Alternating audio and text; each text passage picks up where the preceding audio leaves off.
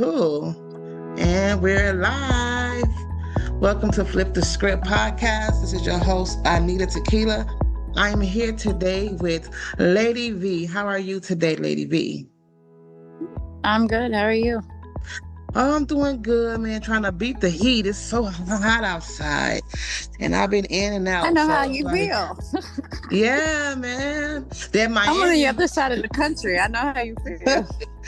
I know that Miami heat ain't playing with nobody. It is not playing with nobody. Okay, so our theme for today is going to be calling you daddy. Daddy, I'm calling you daddy. Lady V, how do you feel about calling a man daddy? I've done it. Thoughts? You've done it? I have done it.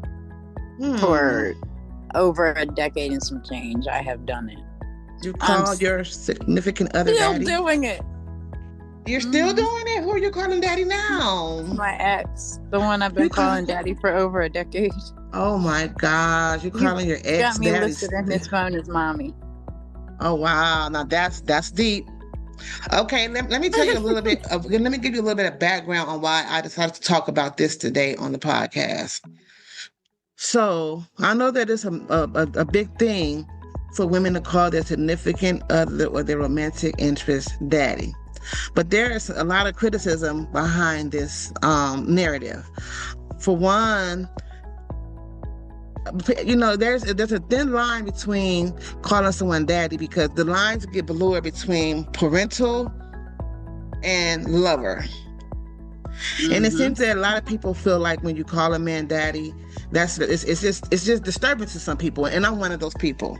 You know, I don't see myself being able to call my man daddy. It's just very uncomfortable. The main issues for me is that, like I said, it blurs the boundaries between parental and sexual roles. Number two, it reinforces the traditional gender roles. It normalizes unequal power dynamics, and it just feels uncomfortable because of its literal meaning. So you say that. So you say that you've done it before, and you're currently still doing it. It feels uncomfortable in public. Really? Yeah. Why does it feel uncomfortable in public but not in private? Because I'm a grown woman, and he's a grown man, and to call a grown man daddy, and he's not literally my daddy in public is a little. Yeah. It's a little problematic. So it's more of something that you feel better doing behind closed door, like in the privacy of your own home, or whatever space you're in. It's comfortable. It's comfortable. Does it feel good?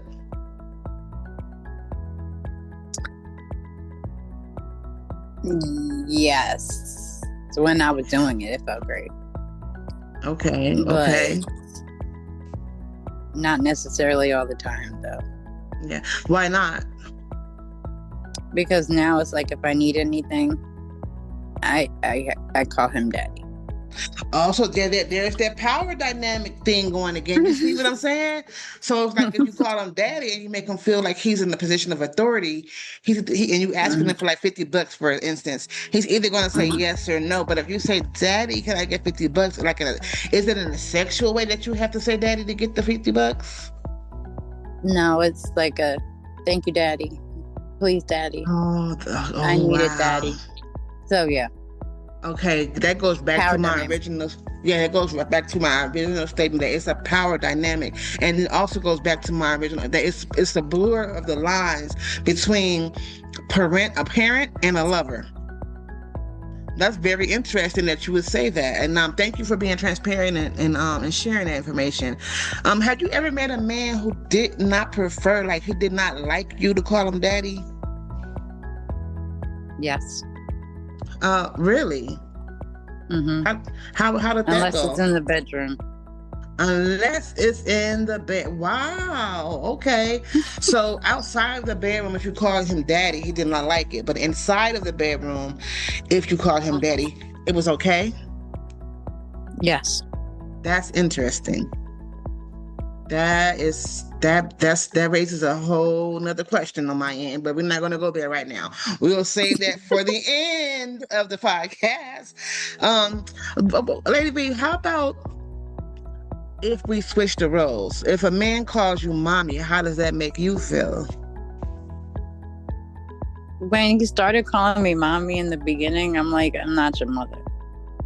I'm like, I don't make rules for you like your mother. I'm not your mother. Well, no, it's not that type of mommy. It's M-A-M-I.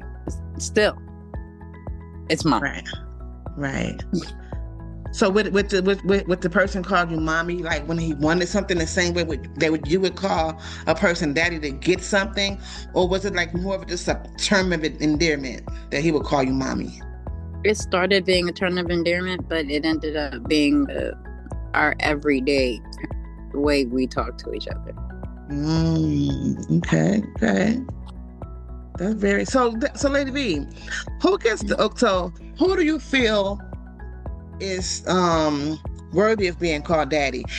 Is it a man who showers his woman with gifts, pays the bills, bring home the bacon, can put it down in the bed, or just because he's handsome, or just because he's a man? Is there a certain criteria that a man must meet to be called daddy by a woman that's his romantic interest? That's normally being called boyfriend or husband. It was what a man doing that is supposed to be doing. Me now that I feel the way that I feel, and I've seen it and I've been through it, like, I don't want to call another man daddy. Okay. If he does X, Y, and Z, if he puts it down in the bedroom is the only place I'll call him daddy. I won't call him daddy anywhere else. In a minute, we're going to touch on that, because that's one of the most disturbing aspects of calling a man daddy that I see. And it's going to get pretty deep, so just be prepared for that. Right now, I just want to share a couple of things from my point of view when it comes to calling a man daddy or a man calling a woman mommy. Like I said earlier, it just like blurs the boundaries between lover and parent, and I feel like that's a really important boundary to have in place. But when it comes to a man calling a woman mommy, it's like he's telling her to stay in her place, reminding her that she is a woman, and in a sense, it minimizes her. While on the other hand, for a woman to call a man daddy is to stroke his ego, to tell him that he has the control where you have none.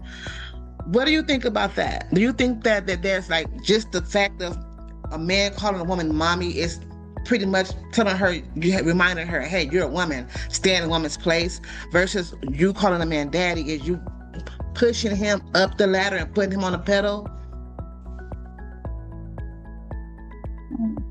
As far as my situation goes, I really don't know, because my ex, he still calls me mommy. And so, like I said, listed in his phone as mommy. Mommy's okay. Miami mommy. Whatever. But his new girlfriend, he don't call her mom. Okay. Interesting. Well, that's some type of some deeper connection that you and him share that he doesn't share with anyone else. I can see how that works. Yeah, that's wild. That's definitely wild. And I can also see how calling a man daddy could have the positive side of that.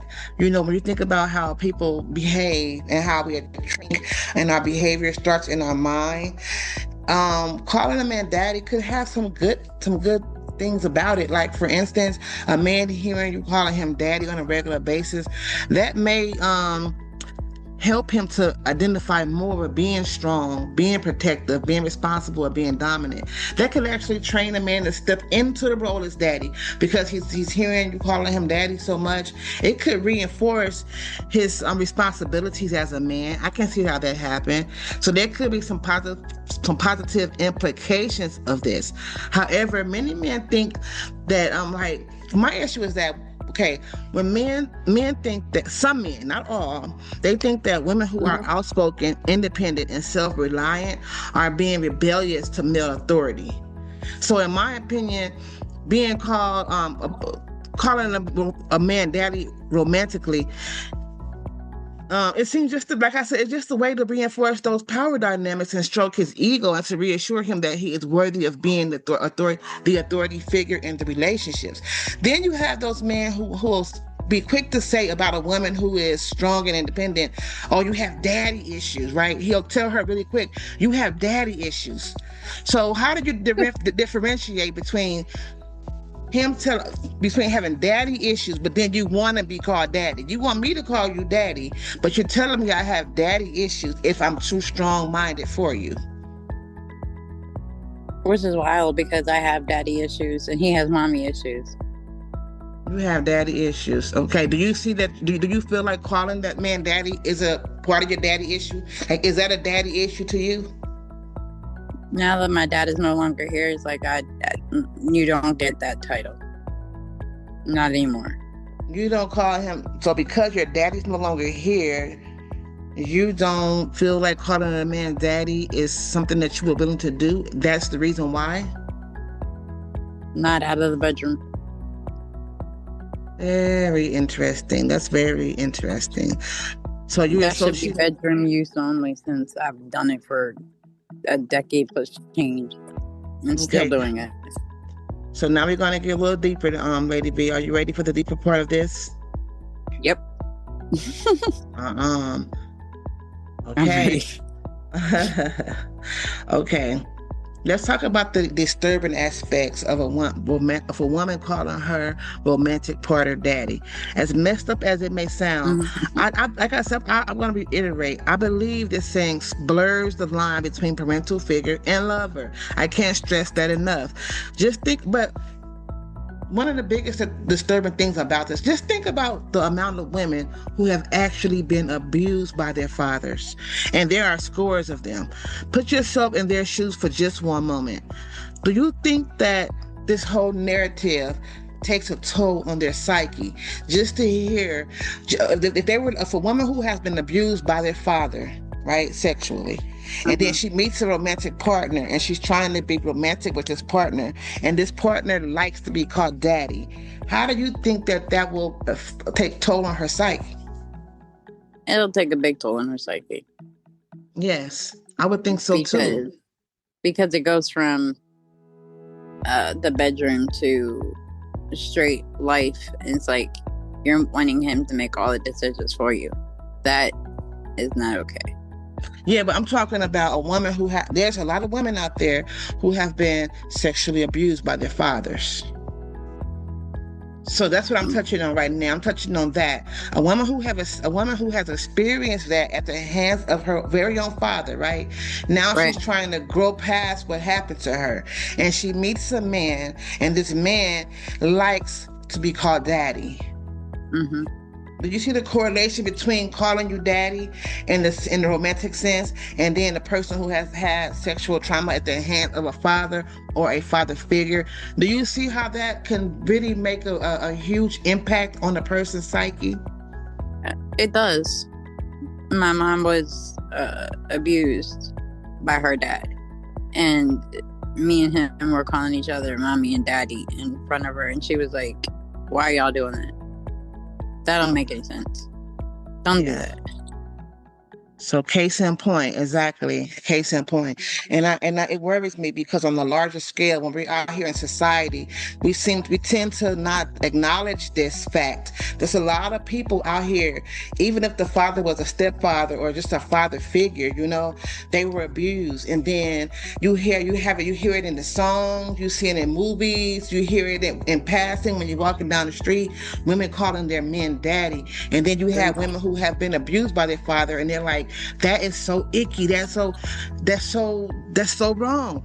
And better yet, how do you think children who hear women referring to their daddy may misinterpret this concept? Like, what are the implications of a young girl not understanding that there's a difference between daddy as a lover and daddy as father? How do you think that can influence that child? it'll make the child not want to call anybody mommy or daddy. I had 2 kids in that whole thing.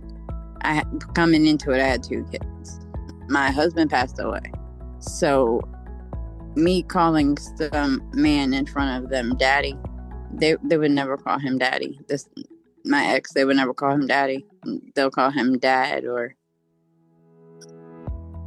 by his name, but they will never call him daddy. They'll never call their spouses or their significant others mommy and daddy. Yes, I get that. But so much they don't want to do it. Yes, and I totally understand where you're coming from with that. What I'm asking is, do you think that it confuses children when they hear a woman calling a grown man daddy, as far as daddy's not supposed to be somebody I'm romantically involved in? Do you think that kind of blurs the line for children, that daddy shouldn't be touching me, daddy shouldn't be kissing me in that way, daddy shouldn't be having me on his, daddy should be bouncing me down on his lap like that? Do you think that if that will make a child confused if they were to hear that, oh, it's okay, because that's what girlfriends and boyfriends do. They call each other daddy. So when my daddy calls me, when I call my daddy, and then a child is looking at their dad and they're trying to figure out, hey, daddy as a father or daddy as a lover? Because children, because children, we always, we don't really acknowledge that children perceive things in different ways. They walk around confused about a lot of different concepts. Some things just have them in the chokehold because, and the cold part about it is that they have no power to express it, because what do they say? Children should be seen, not heard.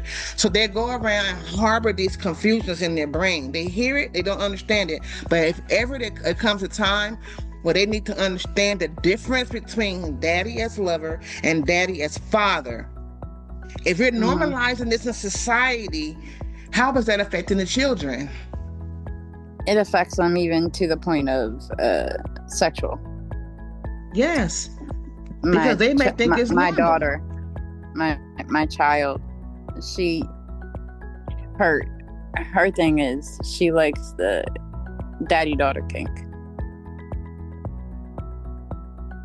where he's the daddy and she plays the daughter. So it blends their brain to do stuff later on in life. It confuses them. You said that she likes to do that role with her lover, or she likes to do that role with what? Her boyfriend, her mate. Oh, absolutely not. Yeah. So you see what I'm saying? This is why these conversations are important to have. We blur the lines, we stir the pot, we set the stage for confusion, and then this is what we get. We get this, and then we get children who see it and they witness it and they're influenced by it, and they may ultimately believe it's normal for daddy to touch me that way. It's normal for daddy to kiss me that way. They may even expect for it to happen. You understand what I'm saying? Mm-hmm. So in my eyes, I feel like we gotta flip the script on this, even though I know that a lot of people would disagree. It's a trending thing that people do.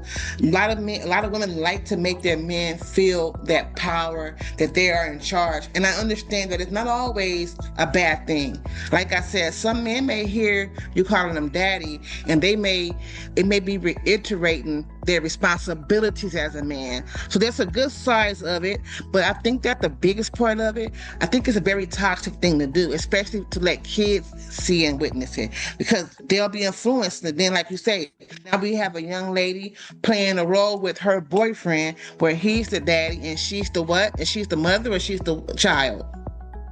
It's a daddy-daughter kink, so she's a child. So do you see what I'm saying? That's very toxic. Now we're role playing that you're the daddy and I'm the daughter, and you're what? We are in love with each other? Yeah, that's the way that the whole thing goes. Yes, absolutely not. You see, this is why we have to put an end to this narrative. I know it's not going to happen overnight. It's not going to happen in one conversation, but it's very important that we talk about this because it takes a toll on our brain. Sometimes it's sometimes it's subconscious. We don't even realize that we're training ourselves to think this way. We don't realize that we're planting these type of seeds in the earth of society, and that they're going to grow for the wrong into something really huge and detrimental to mental health, to children's safety, to our safety. So I believe that we have to flip the script on this. Okay, Lady B, I have a question. Yep. Instead of calling a man daddy, what else can a woman say to a man to make him feel just as strong and just as powerful? What can she call him instead of daddy? King. I like that one. Best friend, my love, mi amor. But yes, daddy is on a whole different level of that. Yes, I love those ideas. I actually had the same thing. When you said king, my idea is my king.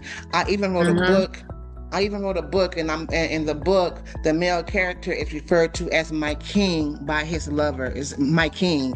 And my love is a really good one too. You shared that one. That's a really good one. My love. You can even call him handsome. You can call him anything, y'all, but we should not be calling our romantic interest daddy. We have Lady B who just shared a really, really helpful gem on why calling a man daddy should not be taking place. It has to be put to an end. We can't have people thinking that it's okay. We're normalizing the relationship between, we're normalizing weakened boundaries between parent and lover. And we definitely have to put an end to that. We have to fix this, y'all. Lady B, I would want to thank you for coming to the podcast and for sharing your experiences and being Yes, thank you for being transparent. We came to an agreement that there are two sides to this coin. Okay, for me it's a no-go to call a man daddy. It's very uncomfortable. But for some it's fine and that's okay. But it's only okay to a certain degree. I really don't feel like it's okay. Let me correct myself. I really don't feel like it's okay. Especially given the example that you just gave us right now, where we have a woman and a man in a relationship role-playing that the man is the father and the woman is the child, and they're making love. I feel like that stems back to calling you daddy. That's huge, y'all. That's really huge, because I'm pretty sure they're not the only people that's doing this type of stuff. I'm pretty sure it's happening behind doors everywhere, and people are not saying it out loud. But how can you argue it if you're participating in the narrative? Exactly. It's the same thing. You can't say, oh no, if you are calling your lover daddy, you're doing the same thing as role playing as though you're the child and he's the daddy. So I want to thank you again for Lady B. Hey, can you tell us a little bit about what you have going on? I know that you have. Okay, go ahead. Sorry. We've got a clothing line going on. It's called Vicious Reality Apparel. Vicious Nature Apparel is the business. And I also have a live podcast on TikTok, and that's Reality Talks. Yes, Reality Talks is such a vibe. Y'all gotta come through. Lady, you go live on Saturdays, right? Saturdays, yep. You guys come through on Saturdays.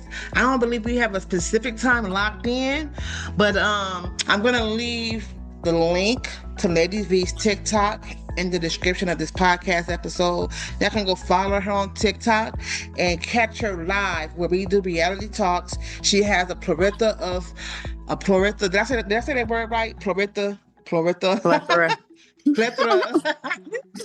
Plethora of topics that she discussed. She's a very good host. She has very good conversations and conversational pieces. You guys come and join us. It's a live podcast, so anyone can come and chime in as long as you're respectful, as long as you know how to engage in conversation and you know how to let other people speak. Yes. So with that being said, you can have a conversation if you're ever talking to everybody. Sorry. Exactly. I said you can't have a conversation if you're over talking everybody.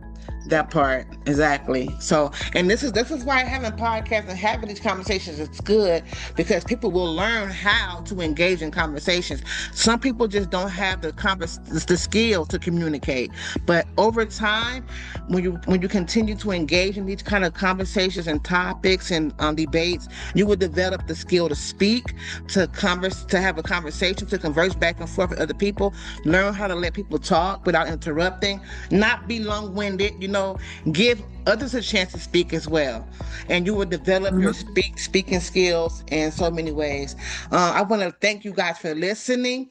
If you have any comments about or anything to add about this topic, you guys can click the next link that I'm going to leave in the description of this video, and it's going to take you to my website where you can leave your thoughts and opinions about what was said on today's episode. Do you agree? Do you disagree? Do you want to add to what was said? All opinions are welcome, and I want to thank you guys again. Thank you again, Lady V. Thank you for having. Do you have any closing statements? I enjoyed it. You enjoyed it? All right, y'all. A closing statement, I would definitely say the daddy mommy conversation. I'm not even with this man anymore, and I'm still calling him daddy, and he's still calling me mommy. It's like we bred it into ourselves and trained ourselves to do it. It's been over a decade, and it's still happening. So is it time to break that? What is that? Soul tie? Is it time to cut that soul tie loose? Yes. Okay, it's time to cut that soul tie loose. So we're gonna take it one step at a time. It might not happen over, like you said, it's been over a decade. You might find yourself still slipping and saying it, but when you catch yourself getting ready to say it, you just get your tongue right and no, and then call him by his name instead of daddy. And maybe you can have a conversation with him and say, hey, I think it's time for us to put this to an end. We've been doing this for way too long. I'm not your mom. You're not my dad. Let's stop this. Because what happens if I get into a relationship with someone else and I slip and I call you daddy because I'm so used to it? We got to stop it now so that that won't happen. Yeah. Absolutely. I mean, I'm not in a relationship. He is. And he still calls me mommy. Oh yeah, that has to stop. That's a crossing the lines. We got to put an end to that. We got to respect his relationship with somebody else, and we just got to stop. Yep. Okay, y'all. Again, this has been Flip the Script episode, calling you daddy. We're not gonna do that no more, y'all. Y'all heard what happened here today. We're gonna put an end to that. Every time you catch yourself doing that, hey, check your tongues, okay, before it comes out of your mouth. Ask yourself, should I be doing this? Does this sound right? Does this feel right? Is this right? And you guys, we have to take a step forward to make a difference and to change things. I want to end with my normal closing statement. Today is the first day of the rest of your life. You can make it count. All you got to do is wake up, stand up, and move forward in the right direction. I will catch y'all later. I will catch y'all next time on Flip the Script. This has been Anita Tequila, and we are out of here. Bye. Bye.